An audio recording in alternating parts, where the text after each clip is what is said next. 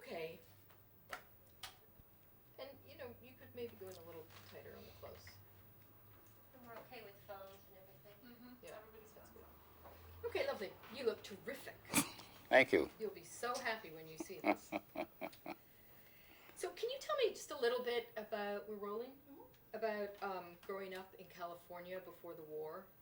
A little bit about your family. I come from a family of 6 children, mother and father. My dad was a fertilizer salesperson. At one time before that, he was a businessman in little Tokyo, Los Angeles. But like many businesses during the Depression, he went bankrupt, went broke. So he finally moved out to a small community just south of Los Angeles and became a fertilizer salesperson. And we lived in an old house. And for furniture, for example, we had crates and a wood-burning stove and so forth. And we went to the local grammar school, the local high school, and we had just the best experience in the schools. We were very poor, but the school was a great experience. And I think that probably that's what kept us keeping faith in these United States of America despite what happened to us after President Roosevelt signed Executive Order 9066. We just had the best experience. As a former teacher, former public high school principal, I think about our teachers, and at that time they didn't have such things as human relations courses and so forth, but they were just outstanding teachers, and they treated us so well. And even our fellow students, they accepted us without any problem, and we just had a great experience. But of course, being very poor, my older brothers and sisters, as soon as they were able, they went out to work on farms or in fruit stands and so forth. And we became very involved with extracurricular activities at the high school particularly. So when I think back to the early days in California, it was just a wonderful experience. And sometimes we're in Chicago today, a cold December day, and I sometimes think about, what am I doing here in the Midwest in this cold, windy city? And of course, that's because of what happened to persons of Japanese ancestry right after Pearl Harbor, World War II starting, and the placement of all of us in America's concentration camps. Great, thanks. We're just a couple of little things.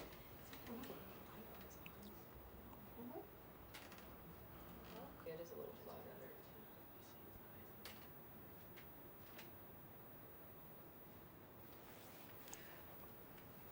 under. Okay, so tell me about just knowing what the boundaries were, and use that phrase if you can about racism before the war. Oh, we were well aware that there was discrimination against not only the Japanese, but against blacks and Negroes, as they were called at that time. And we went to school with many Mexican-American youngsters, so we were well aware that there was a distinction between whites, minorities, whether they were red, white, yellow. So we were well aware of that. At the same time, in terms of our relationships with the teachers and with our fellow students, they just did not exist. And it was only much later in life, when you began to read about things, that we finally learned, for example, that our parents, Orientals as they called them at that time, that they were the only group who could not become naturalized American citizens. But we were always aware that we were different.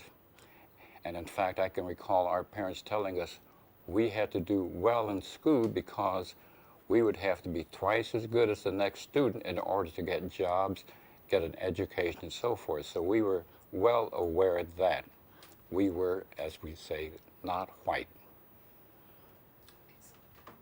What were your parents like? Were they very traditional? Were they very strict? I think our parents, like Japanese parents, were very traditional.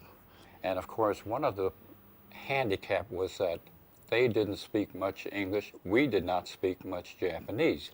Now, they sent us to Japanese language school on Saturdays, but unfortunately for most of us, we went there to meet our friends and play softball and have a good time and not really concentrate on learning the Japanese language. And of course, much later in life, I truly regret that I wasted my time in the Japanese language school. So they tried as much as they could to instill in us good values. Now, when I think about it, it was really important that they did, because once we got into the camps, our parents no longer had control over the family. For example, young people, even 5 and 6 years of age, instead of sitting down with the family in the community mess hall, they would go meet their friends and eat with them. So it's surprising, I think, that the family traditions and good values have kept within the family tradition. So you were, in spite of this sort of awareness that you were not white, you actually were brought up to be American. You had all the cultural values of Americans. Is that right? Or? Oh, absolutely. We were Americans. Now, there are, maybe 120,000 persons of Japanese ancestry, each a little different. But that was the only thing we knew. We knew hamburgers, Glenn Miller, Harry James. This was the only thing we knew. And of course, we knew a little bit about Japan and so forth, but very, very little. As I mentioned earlier, that unfortunately, when we went to the Japanese language school, we just did not concentrate on learning the Japanese language or the traditions. So we still recognize, and we still enjoy, for example, eating, that we always love rice. And even in the 442 in Europe, the motto is "Go for broke." It's also the motto is "Feed 'em rice." So we're definitely of Japanese background. So that's a complicated kind of mix. I mean, of being somewhat the other and a large part the same as everybody. Yeah, I think that when I think about it, it's not just Japanese American, but all immigrant groups, and especially their offsprings, the first generation who were born in these United States. They have a conflict at the same. Their parents, for example, come from another country, but they are here in America, and especially today with television and so forth, that there has to be a real conflict between children who are born in America and their immigrant parents. So it's true with all immigrant families. Do you remember the day of Pearl Harbor? I remember the day my sister, Lily Taraji, she keeps telling me that I came bursting into the house and yelling, "Japan attacked Pearl Harbor." I don't quite remember it that way, but she has a much better memory, although sometimes I disagree with her. And I sometimes wonder if we come from the same family because we have different remembrances. But that's what she tells me. I came running into the house saying, "Japan attacked Pearl Harbor." And like most Americans, we didn't know where Pearl Harbor was, but of course we quickly learned what happened. And right on that very same day, the FBI, the Justice Department, they went out and picked up a good 2,500 leaders in the Japanese American community and arrested them right away. My father, I guess, was not such a very important person. He wasn't picked up on December 7th. A good month and a half later, I remember 3 big white strapping FBI agents coming to our house, questioning us, searching our house, and then taking my father away. And that really began to hit home then. So up until then, between Pearl Harbor and this time 6 weeks later, were there many changes? Well, what happened when you went to school the next day? That's a good question. I still remember that. It happened on Sunday, and one of my thoughts was, should I go to school on Monday?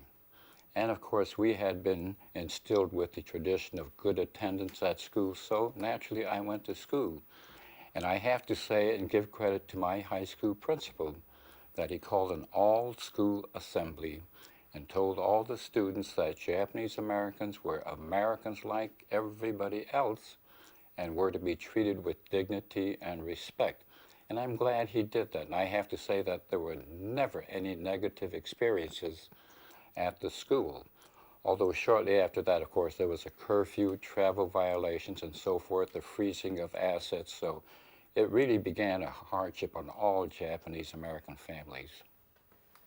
Can you talk a little bit more personally about the curfew and these restrictions? I mean, how it affected your family, what you remember about that personally? Well, as far as curfew, it didn't bother us because we were out in the farmlands and we didn't go out late at night, so it didn't bother us. I remember the travel restrictions, though. I think it was a 5-mile limit, and I happened to be on the baseball team, and we had to travel sometimes a little distance beyond 5 miles, but I didn't give it a second thought. I said, I'm going to go, and I went. And as far as the freezing of assets, that worked a hardship on every family. We just did not have the money.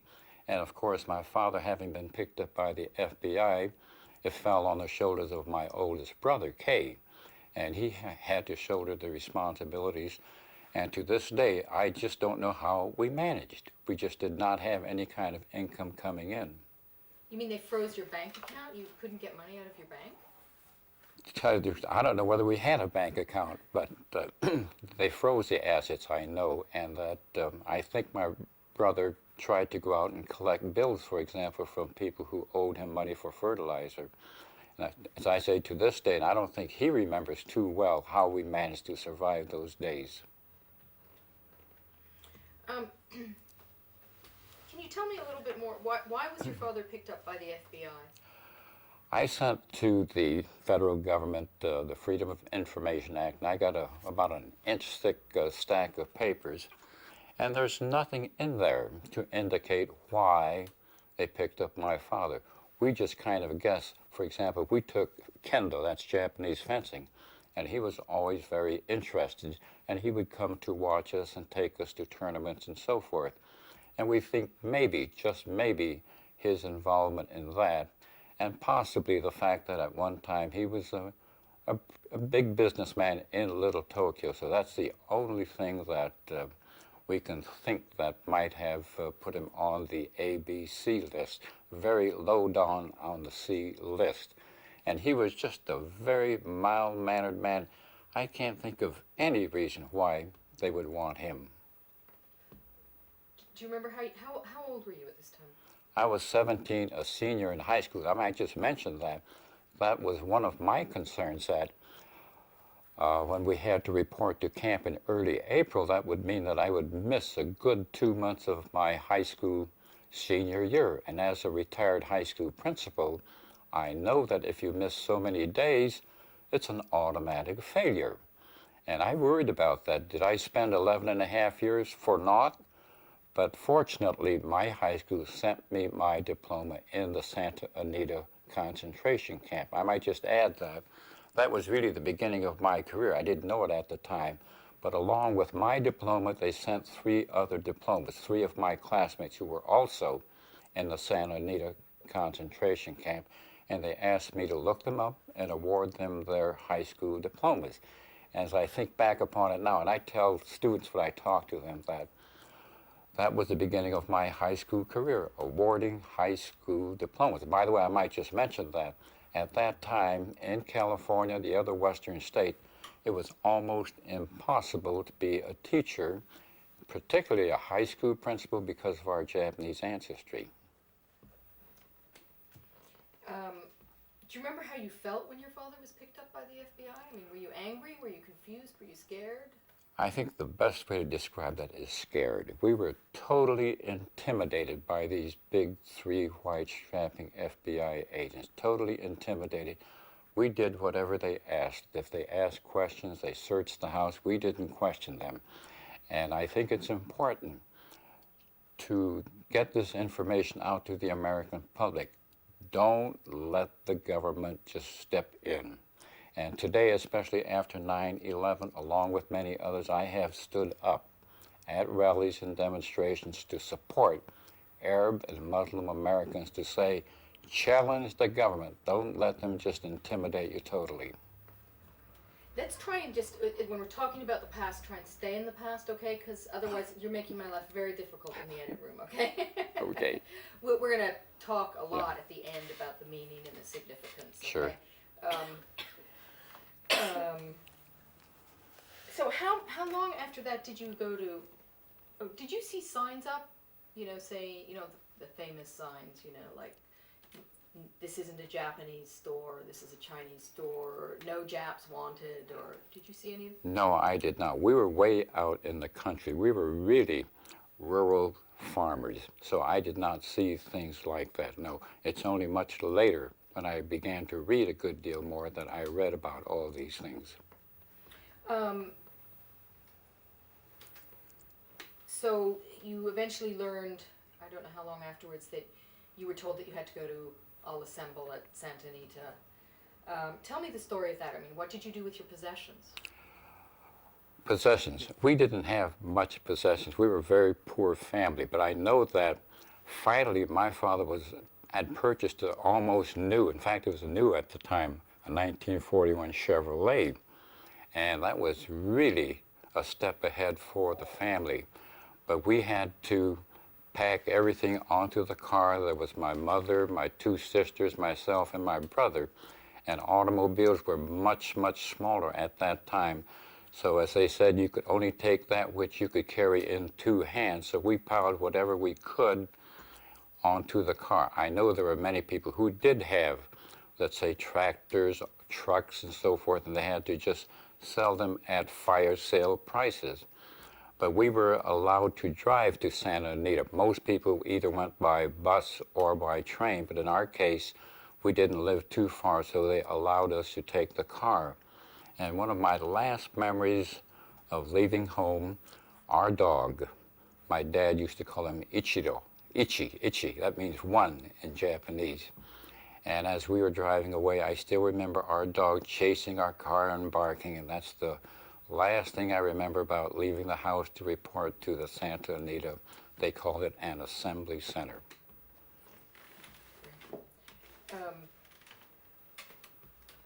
And how, that day, what was going through your mind? That Well, I remember that I was taking journalism at that time in high school, and my journalism teacher had said, you know, I'll give you a grade if you just write a couple of little letters and columns back to the high school newspaper.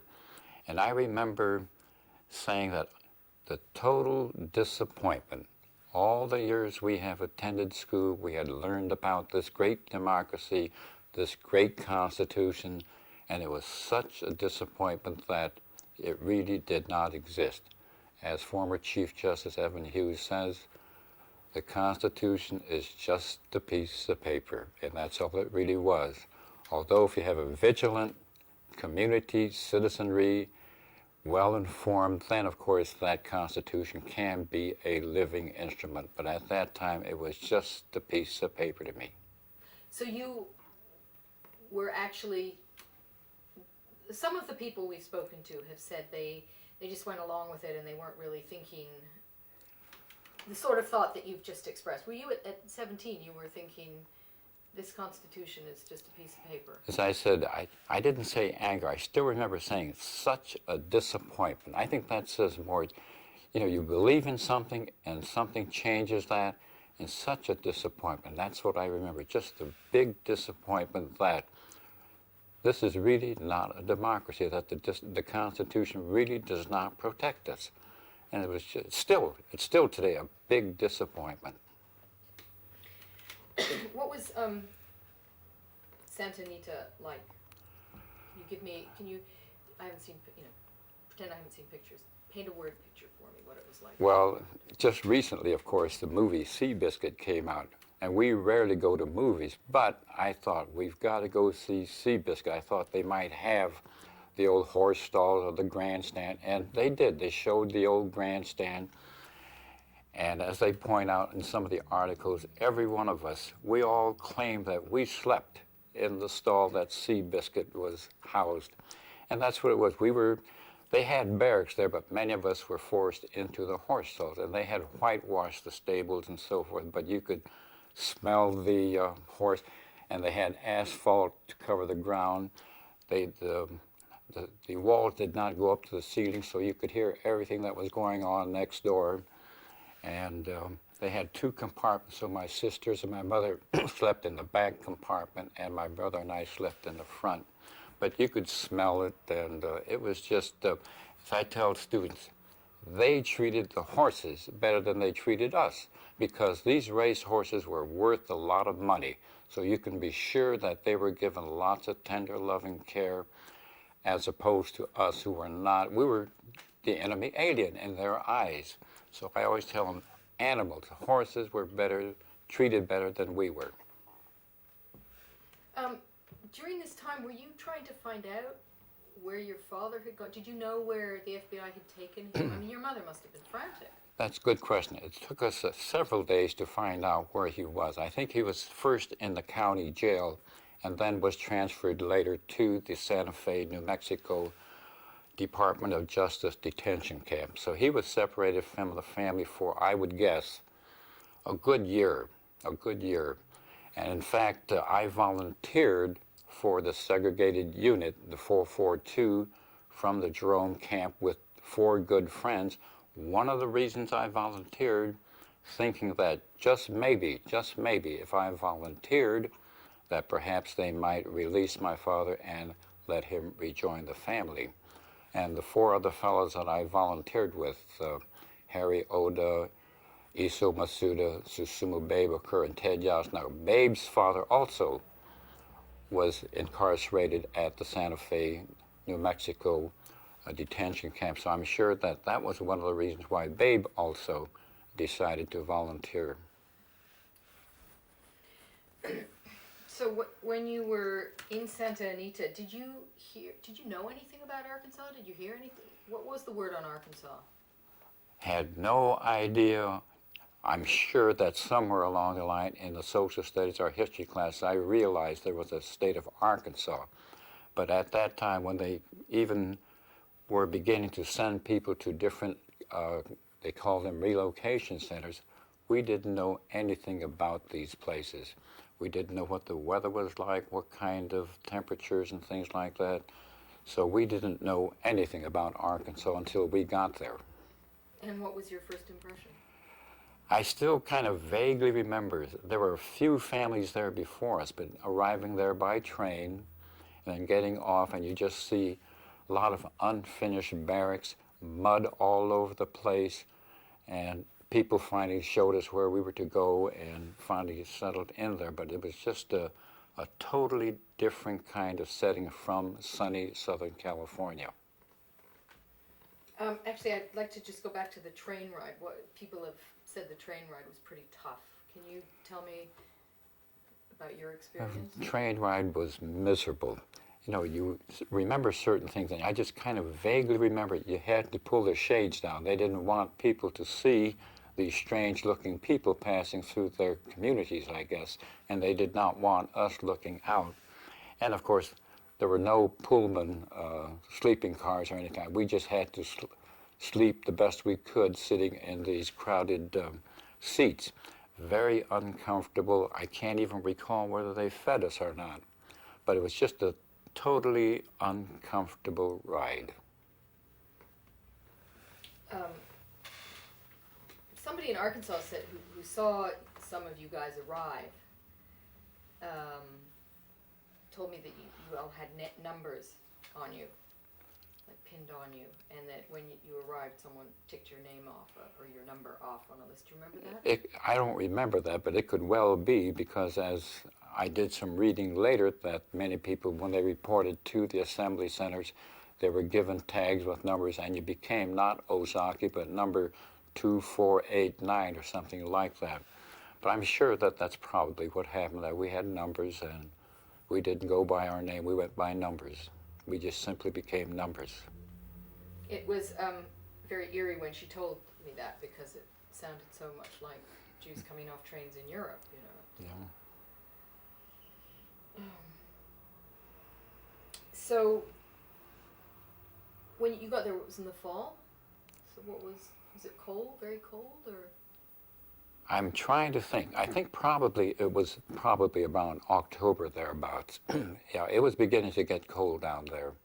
And we were simply not accustomed to that kind of weather with the high humidity, either hot or cold. And what streets you want to call the streets were just really like mud paths. And especially in the wintertime, we saw snow for the first time. And when we lived in these barracks, you had to walk maybe 50 yards to the washroom. And of course, it was muddy, cold, and you tried to hold it as long as you could so you wouldn't have to dash out and go to the washroom. But I remember that, just mud all over the place. What was the food like? Oh, the food, I can't remember specifically, but I tell kids all the time that it seemed like instead of chop suey, it was slop suey. Whatever they had, whether meat or vegetables, they just kind of threw into a pot and they served that to us. But by the time we got to the relocation centers, different blocks varied. I guess if you got lucky and had someone who had some experience cooking, then you were able to, let's say, get fairly decent meals. I guess the best thing that can be said is that we didn't starve. You know. So the cooks were other internees, other inmates? Cooks were other internees, and by chance you might get someone who had some experience. But otherwise, anyone who wanted to, if they decided he's going to be the cook, he became the cook. And what was it like eating in these big dining halls? Well, I think I mentioned earlier that I think this is really the breakup of the family. It's kind of normal, especially in a setting like that. You became friends with the kid next door, the kids across there became good friends. When it was lunchtime, you went with your friends and you sat with your friends. Not like sitting down in the evening with mother and father and all the kids there. And of course, at that time, my father was gone, and it was really tough for my mother to try to hold us together. I'm quite surprised when I read about the adjustment of most of the Americans of Japanese ancestry, that surprisingly, they survived even the breakup of the family unit as early as, age 5, age 10, and so forth. But I think enough values and traditions were passed down so that it didn't really break it up. Now, lots of people, you had to get a job in camp? I mean, lots of people got jobs. Lots of people got jobs. You did not have to work. And I think sometimes we should have all said, we will not work. Let the American government do all the things necessary to keep us. But most people, I'm sure, needed the money. They had lost all their assets and so forth. They needed new shirts, new socks, and they paid us at the rate of, let's see, it was, $12, $16, $19 a month. But a lot of people wanted to work just to keep busy, but also because they needed the few dollars that we were paid. And so we worked. I worked as a lumberjack. We had to go out in the forest in Arkansas, cut down the trees and cut them down to fire-burning pieces, so that because we had coal pot-belly stoves at each unit, that was the only way to warm up the units. So I worked as a lumberjack with my friends. We also worked as a coal hiker, and we were paid, as I said, $12, $16, $19 a month. But you did not have to work. But many of us wanted to work because of the money and also to keep occupied. Did you work every day? I'm pretty sure we worked every day, but it was just a job, and I have to say we did not go out of the way to work that hard, but it was something to do. When? I'm going to change. Okay.